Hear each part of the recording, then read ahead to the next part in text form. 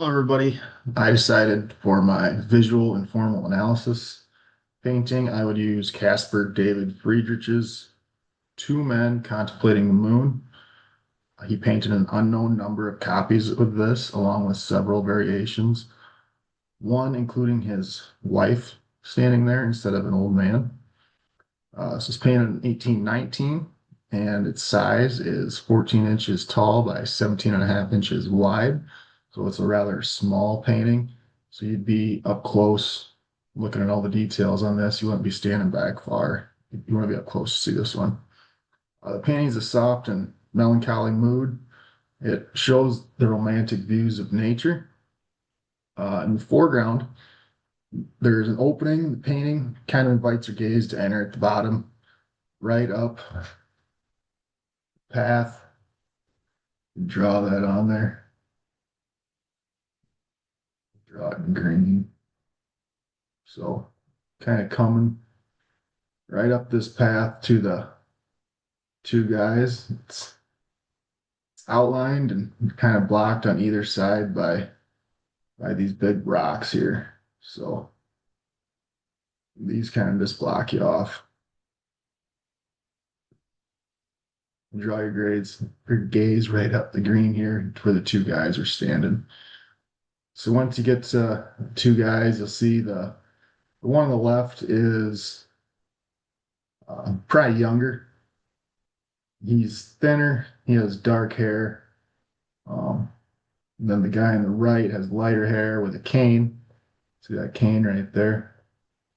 He's just a bigger guy, so he's probably a little older. But once you get to them, you kind of realize they are looking at something. You just see their backs, like, and what are they looking at? I mean, maybe they're looking at the moon, and maybe they're looking down here behind this tree. It's really hard to say right now.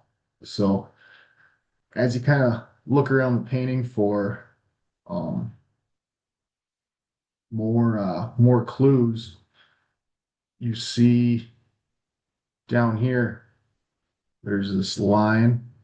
It's kind of a grassy field on the other side of this tree here. So one would assume this grassy field is just all down through this area, really open on the other side of this tree. And then there's more trees off here in the background, and that kind of sets up this whole horizon line at the feet of these two gentlemen along these boulders all the way from right to left. It's kind of a jagged line, but it just kind of divides the bottom from the top. So I think there's a field in front of them. We kind of keep looking. We have this very large oak tree here, and I'm going to put red on that because it just kind of blocks your view. It's got a lot of texture. I mean, there's a big crack coming right up the middle here. There's a lot of broken off branches. That's probably where this one came in. Fell off the tree. But this tree is really just blocking your view. Everything about it kind of just blocks everything out. So not a whole lot to see there. It's really dark. If you go off to the left here, you have these other trees. Like they don't have quite as much detail as the main tree on the right, but they're again they're dark and they're just blocking the whole view. There's not a tremendous amount of pictorial space up there. So now if we come down to the bottom left, you've got some rocks laying here, and then this tree.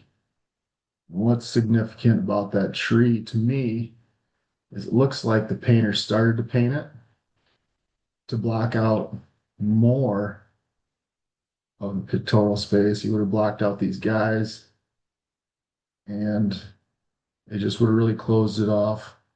You would have had nothing left except for the moon in the middle, right? So he decided not to do that. He left it cut off. And why did he decide to do that?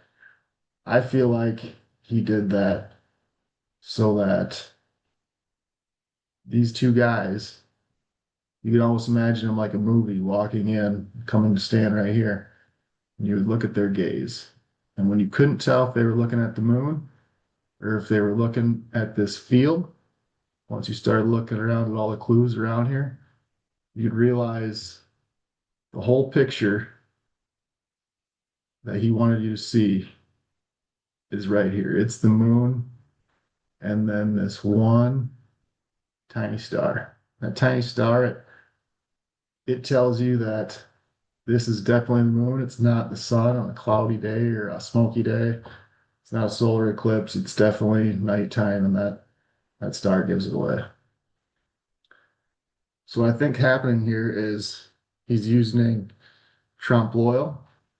This whole red area is the frame.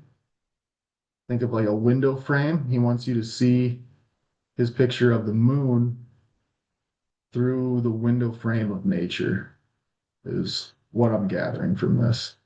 It's all very dark and blocking.